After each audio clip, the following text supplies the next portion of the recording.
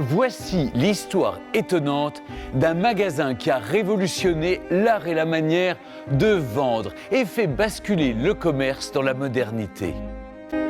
Voici l'histoire étonnante d'un magasin qui a révolutionné l'art et la manière de vendre et fait basculer le commerce dans la modernité.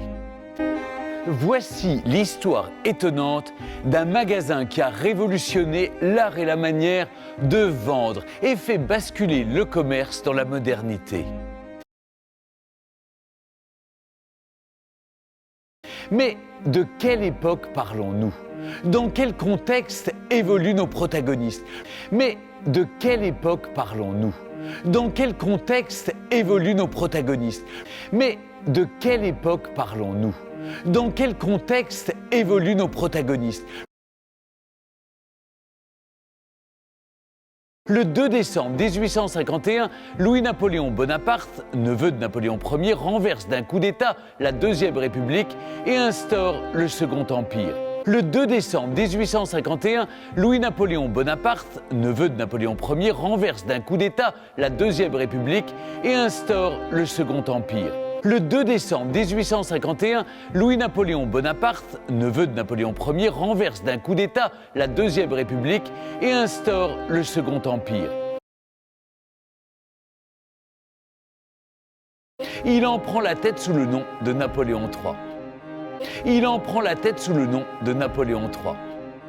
Il en prend la tête sous le nom de Napoléon III.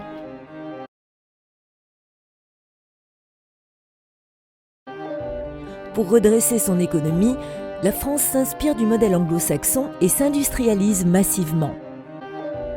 Pour redresser son économie, la France s'inspire du modèle anglo-saxon et s'industrialise massivement.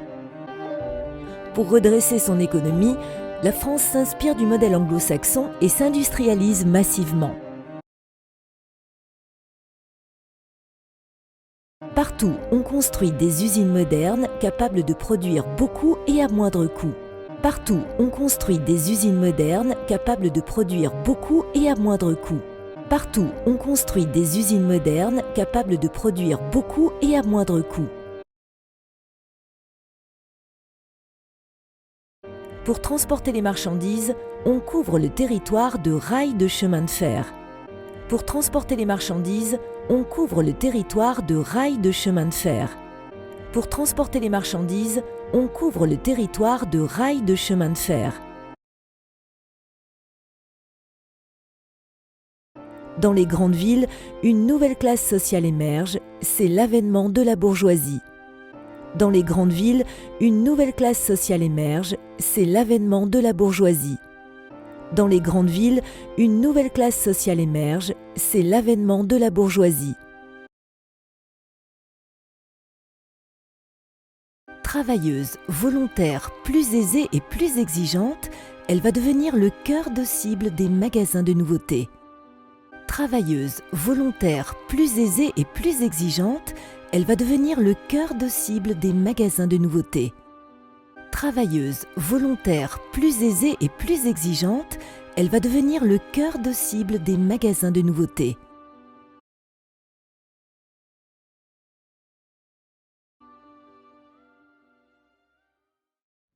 Ouvert en 1838 par les frères Paul et Justin Vidot, Au Bon Marché est l'un des plus grands magasins de nouveautés de Paris. Ouvert en 1838 par les frères Paul et Justin Vidot, Au Bon Marché est l'un des plus grands magasins de nouveautés de Paris. Ouvert en 1838 par les frères Paul et Justin Vidot, Au Bon Marché est l'un des plus grands magasins de nouveautés de Paris. Avec ses 4 rayons répartis sur 300 mètres carrés et ses 12 employés. Avec ses 4 rayons répartis sur 300 mètres carrés et ses 12 employés. Avec ses 4 rayons répartis sur 300 mètres carrés et ses 12 employés. Il est surtout spécialisé dans la mercerie, mais on y trouve aussi draps, nappes et serviettes et parapluies. Il est surtout spécialisé dans la mercerie, mais on y trouve aussi draps, nappes et serviettes et parapluies. Il est surtout spécialisé dans la mercerie, mais on y trouve aussi draps, nappes et serviettes et parapluies. Aristide Boucicaut y entre en 1848. Très vite, il séduit les frères Vidot par sa science du commerce et ses idées modernes. Aristide Boucicaut y entre en 1848. Très vite, il séduit les frères Vidot par sa science du commerce et ses idées modernes. Aristide Boucicaut y entre en 1848. Très vite, il séduit les frères Vidot par sa science du commerce et ses idées modernes. À tel point qu'en 1852, il lui propose de l'associer à la gestion de l'entreprise. À tel point qu'en 1852, il lui propose de l'associer à la gestion de l'entreprise. À tel point qu'en 1852, il lui propose de l'associer à la gestion de l'entreprise. Grâce à un héritage et avec le soutien de son épouse, Aristide Boucicaut apporte 50 000 francs au capital du magasin.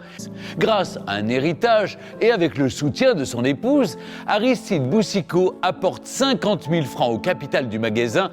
Grâce à un héritage et avec le soutien de son épouse, Aristide Boucicaut apporte 50 000 francs au capital du magasin. Et une nouvelle société est créée au bon marché, Vidot Frères et Aristide Boucicaut. Et une nouvelle société est créée au bon marché, Vidot Frères et Aristide Boucicaut.